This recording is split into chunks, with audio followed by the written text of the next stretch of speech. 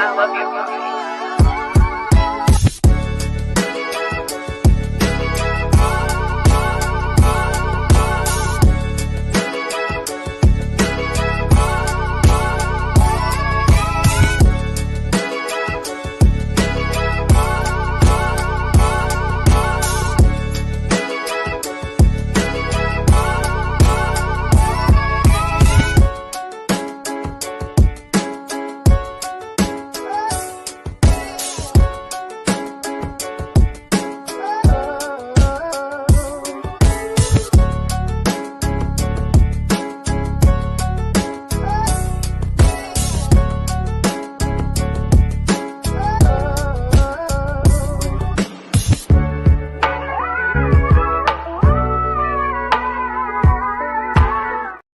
What is going on, everybody? This is Mike Hughes, and you're listening to Mike on the Mic and Everything Chicago Sports Related Podcast. It is February 19th, 2024, and we are less than 4 days away until spring training begins in Mesa, Arizona for the Chicago Cubs organization and all of MLB baseball, whether that's in Arizona or whether that's in the American League in Florida.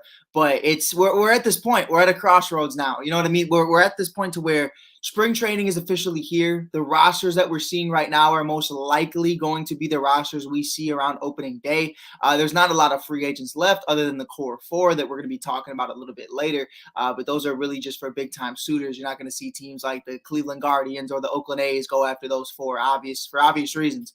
But today we're going to be talking about Cody Bellinger. Cody Bellinger is probably the craziest conversation all offseason long. We got a chance to see Shohei Ohtani get paid $700 million. We've seen Bryce Harper get paid $4 million. We've seen Mike Trout get paid $4 million. And we can't even find an agreement to Cody Bellinger for less than $300 million. This isn't a $1 billion contract that we're trying to cook up right now. This is just a normal $200 million contract that Jed Hoyer and Scott Boras are arguing over like it's spoiled milk. I mean, there's no other way to get around it. You know what I mean? And I think we're at this point in the offseason to where it's starting to feel very unrealistic that Cody Bellinger does return in a Chicago Cubs uniform. And that's really unfortunate because I felt like, at least myself, and I might be biased, and that's okay, but I feel like many other Cubs fans as well have felt like there was a 75 to 85% chance all offseason long. And going into last season as well, the second half, we understood Cody wanted to be here. We understood that we wanted Cody here, and now we're at this point to where it's like, it's starting to kind of diminish every single week. It goes from 85% to 75%. Now we're kind of at this place. I feel like it's a 65% chance that Cody Bellinger's back in a Chicago Cubs uniform. That other 35%, it could be the Phillies, it could be the Giants, it could be the Blue Jays, it could be who. I don't think it would be the Blue Jays, but it's all in the realm of possibilities. And I think it's really unfortunate right now that we're at this standstill. Jesse Rogers from ESPN reported today that the Chicago Cubs have not even begun real negotiations, and they are still at a standstill with Scott Boras and Cody's camp. And that's really unfortunate, especially when you hear Tom Ricketts, of all people, kind of get into that. He was very vocal about it at camp today, talking about how, he's not going to get involved because he knows that's exactly what Boras wants. He wants him to force the hand of Jed Hoyer, and that's not how he's going to go. He wants Jed to make the decision. He wants Jed to be in control. He doesn't want a situation like with the Las Vegas Raiders or the Dallas Cowboys to where, Jerry Jones is getting involved and saying, you have to do this or you're fired. And I love that about Tom, because it's like, you don't want an owner making decisions that aren't going to best benefit the organization. If Jed Hoyer truly believes that this isn't the best move for the Chicago Cubs, then okay, then that is what it is. You know what I mean? Like, for me, at the end of the day, I can sit up here today and recognize that I wanted Cody Bellinger to be the face of the Chicago Cubs. I wanted him to be that MVP caliber player. When you think Cubs baseball 2024, you're thinking Cody Bellinger. But unfortunately, that just might not be the case. But that doesn't mean that we don't have one of those guys already in the organization. Now, I do think it's unfair to paint guys like Pete Crow Armstrong or Cade Horton or James Triantos to be that next guy going into their year 1, year 2 season. But it's definitely one of those things where I look at a Seiya Suzuki and I look at what Seiya was able to do in year 2 and in that second half of the 2023 season, batting .285 on the year with over 20 home runs. Seiya Suzuki going into year 3 fully healthy, because a lot of people forget about the oblique injury from the World Baseball Classic. He missed the beginning of the season last year. He missed all of spring training. He's kind of playing catch up that first half of the season. So I'm excited to see what Seiya Suzuki could be in year 3. We could see an MVP caliber season from him. I don't think he's going to win MVP, but the numbers could definitely speak for themselves. In year 2, you bat 285. What is year 3 going to look like? You're fully healthy. You get a full season, full off season under your belt.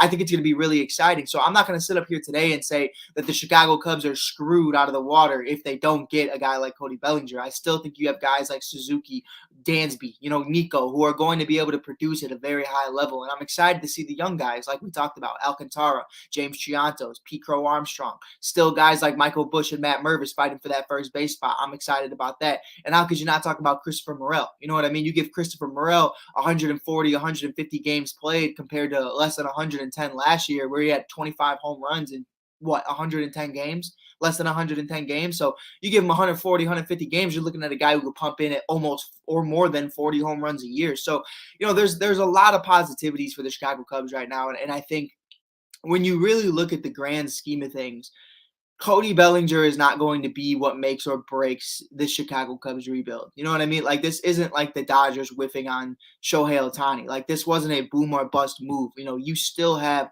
amazing prospects. You still have top of the line players. You know what I mean? Like, we have 7 top 100 prospects in the MLB's pipeline right now. That is leading the league. We have the number 2 overall farm system. I personally think it's the number 1, but we'll get there. We'll get there when we need to. And of course, you still have guys like Shota Imanaga, Seiya Suzuki, Dansby Swanson, Nico Horner, Justin Steele. The list goes on. You know what I mean? So, led by Craig Counsell, I think we're in this point where it's like, I'm okay if Cody Bellinger isn't here. Would I want Cody Bellinger to be here? Of course. Of course, I want a multi-Gold Glover, a multi-World Series. Pardon me.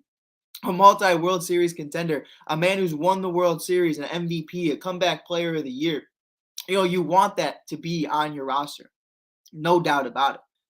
But am I going to force the hand of Jed Hoyer and say, you have to pay him $250 million, $300 million? No.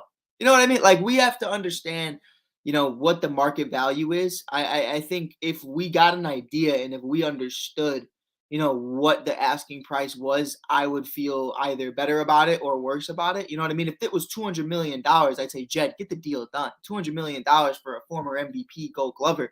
That's nothing. A guy who batted 300 last year, over 26 home runs. You know what I mean? So, if it's 250 to 300 range, I definitely see where Jed's coming from, especially when you look at the injury history of a Cody Bellinger, him not preparing as much this offseason, and it's no shot at him. Obviously, he's been spending time with his family. He's been trying to get his bag. Ian Happ was very vocal about that. Like, everybody deserves to be a free agent and everybody deserves to go about this process in many different ways. So I'm not going to sit up here and ridicule him whatsoever for doing what he needed to do for his family. But I will say this. At the end of the day, no matter what happens, I still think, we're shit out of luck as it pertains to this season. I would love for us to compete. I would love for us to be the team that makes it to the NLCS. But, I just don't think we really did enough to really get ourselves in the best position to have success, especially when you see what's going on with the Atlanta Braves, bringing in Chris Sale, and what's going on with the Dodgers, who brought in everybody and their mama, Tyler Glasnow, Shohei Ohtani, Yamamoto, and so many others. I mean, the list goes on. And then obviously the Phillies and company and the Arizona Diamondbacks are still in conversations. Like, the NL just got 10 times harder.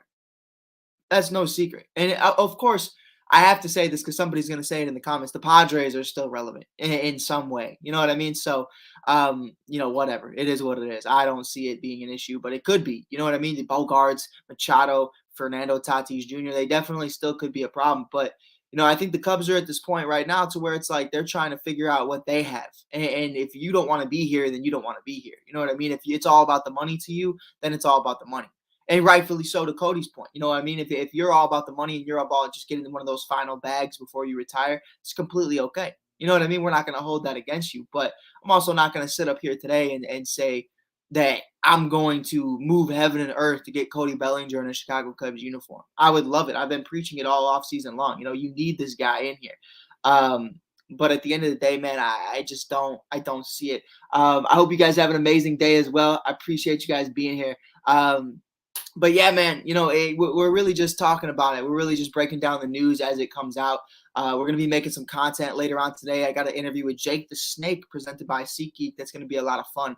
So I definitely hope you guys check that out. But until then, I'll check you guys out later. We'll be in there like swimwear, baby. Peace.